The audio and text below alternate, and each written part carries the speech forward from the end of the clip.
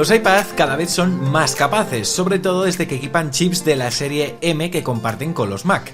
Ahora bien, ¿pueden sustituir a un ordenador?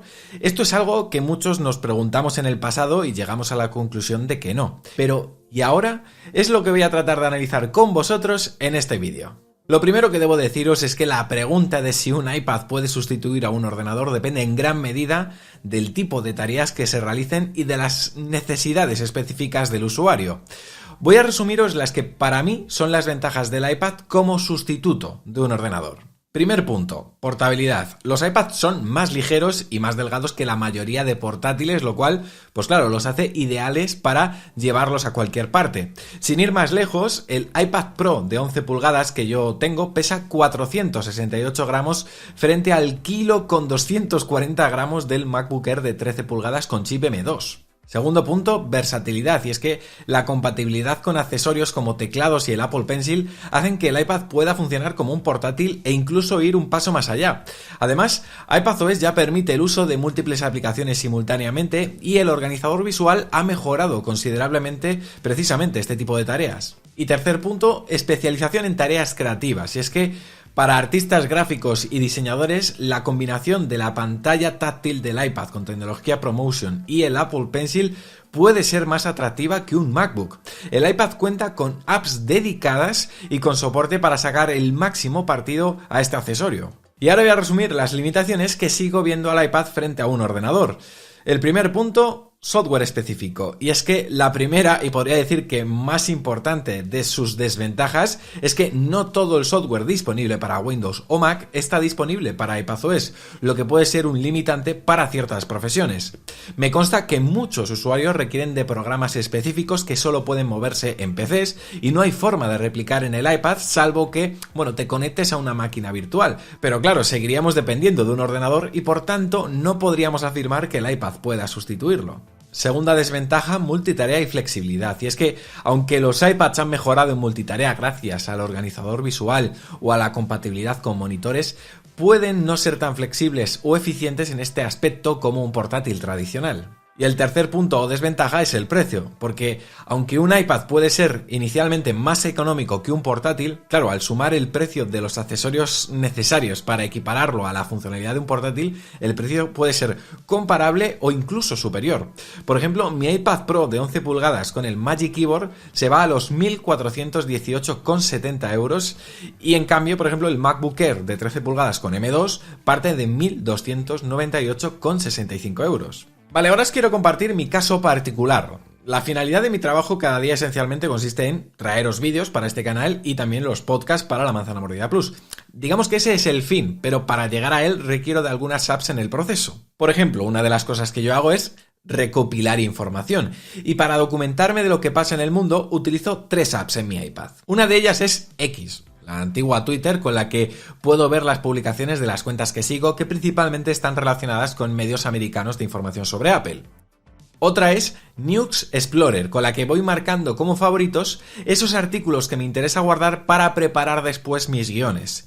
Y la última es Safari, la cual viene a ser el mismo navegador que uso en mi Mac y con lo que, por tanto tengo todos mis marcadores sincronizados. Vale, una vez tengo ya preparada la información de la que quiero hablar en mis vídeos, me voy a Notion, donde tengo un proyecto creado para unificar todo lo relacionado con La Manzana Mordida.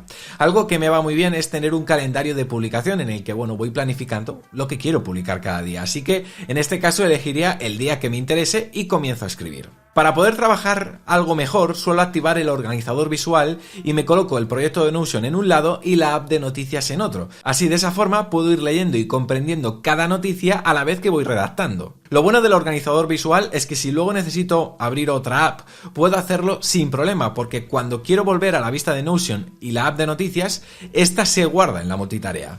Este proceso lo podría aplicar tanto para los guiones de mis vídeos como para los guiones de mis podcasts, por lo que hasta aquí, de momento, el iPad me serviría. Lo siguiente que hago, una vez tengo mis guiones, es grabar el vídeo correspondiente. Algo que me resulta increíblemente práctico en mi Mac es monitorizar lo que estoy grabando, pudiendo iniciar la grabación y pararla sin necesidad de tener que moverme del plano del vídeo. En el iPad esto lo hago con la app Imagine Edge, aunque dependiendo de la marca de vuestra cámara, esta será diferente. Yo uso cámaras de Sony. Con ella puedo ajustar las opciones más importantes del vídeo, como el ISO, la apertura, el enfoque y bueno, demás opciones. Así que para mí es imprescindible en mi flujo de trabajo si necesito usar el iPad en vez del Mac.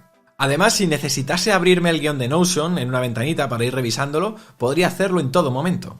Una vez he grabado mis vídeos, lo siguiente sería pasar esos archivos a mi iPad, por lo que necesitaremos de un adaptador o lector de tarjetas que nos permita hacerlo a través del puerto USB-C. Una vez hecho, abro la app de archivos y me detectará la tarjeta en la barra lateral. Antes lo que suelo hacer es crear una carpeta en la ruta de mi iPad donde meteré todos los recursos del vídeo en cuestión.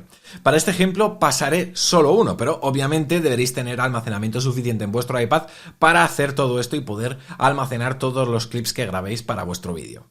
En mi caso esto no es problema, así que a través de la app de archivos yo podría gestionar todos los clips que, necesito para editar mis vídeos y ponerme con ello. Precisamente para editar vídeo en iPad tenemos muchas opciones, pero la más completa, o al menos la que más conozco porque es la que he utilizado durante mucho tiempo en mi Mac, es Final Cut Pro.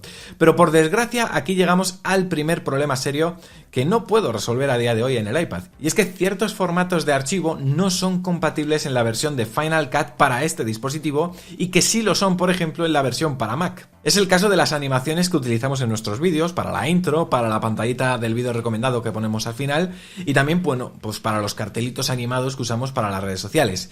Este tipo de archivos llevan un formato que respeta la transparencia cuando se desvanecen, que no es capaz de reconocerlo el iPad. Algo similar pasa también con la compatibilidad de la aplicación de iPad con paquetes de efectos y transiciones de desarrolladores de terceros, algo que sí tenemos en la versión completa para el Mac y que, por desgracia, pues para el iPad no. Apple, cuando lanzó Final Cut para el iPad, dijo que esto llegaría muy pronto, pero ya llevamos varios meses y siguen sin llegar. Así que, resumiendo, en el iPad podría editar vídeos con los archivos que yo pueda ir importando de mi cámara o que tenga grabados directamente en el iPad, pero me encuentro con la limitación de que no puedo utilizar ciertos formatos que necesito para mis proyectos y tampoco puedo usar efectos y transiciones de terceros que para mí son imprescindibles. Además de vídeos, también grabo podcast, y para grabar mis podcasts sí que podría usar el iPad Pro.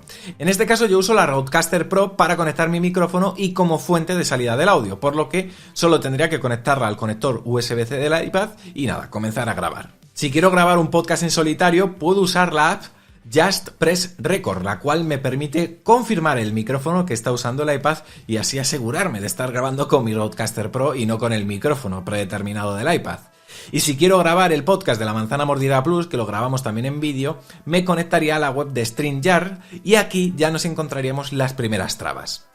La primera es que ciertas webs te piden usar navegadores como Chrome o Firefox para poder funcionar óptimamente.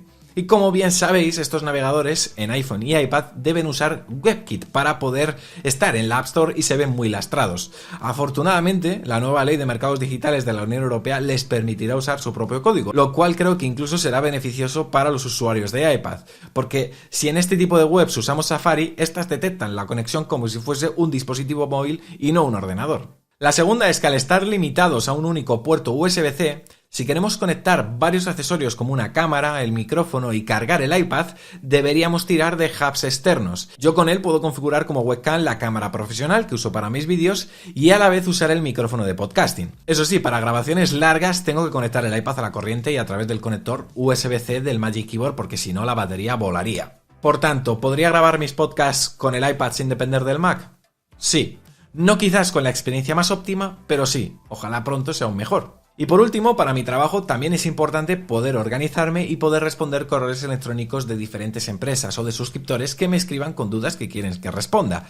Afortunadamente para ello el iPad es un equipo súper capaz y contamos con aplicaciones de productividad como calendario, recordatorios y un montón de opciones más en la App Store. Una de mis favoritas es Things para registrar las tareas del día a día y para correos electrónicos utilizo Spark, aunque también contamos con muchísimas opciones dentro de la App Store. En conclusión, Para ciertos usuarios y tareas específicas, como artistas gráficos, estudiantes y para uso general en el hogar, un iPad equipado con los accesorios adecuados puede ser un sustituto viable de un ordenador portátil. Sin embargo, para profesionales que dependen de software específico de Windows o de Mac, o para aquellos que requieren una mayor flexibilidad y capacidad de multitarea, creo que un portátil sigue siendo la mejor opción. En fin, dejadme vuestra opinión en los comentarios, estaré muy atento. Y si os ha gustado el vídeo, ya sabéis, podéis dejar vuestro me gusta, suscribiros al canal si todavía no lo estáis, y nos vemos muy pronto con más aquí, en La Manzana Mordida, porque ya lo sabéis, yo soy Fernando y prometo hacerlo. Chao.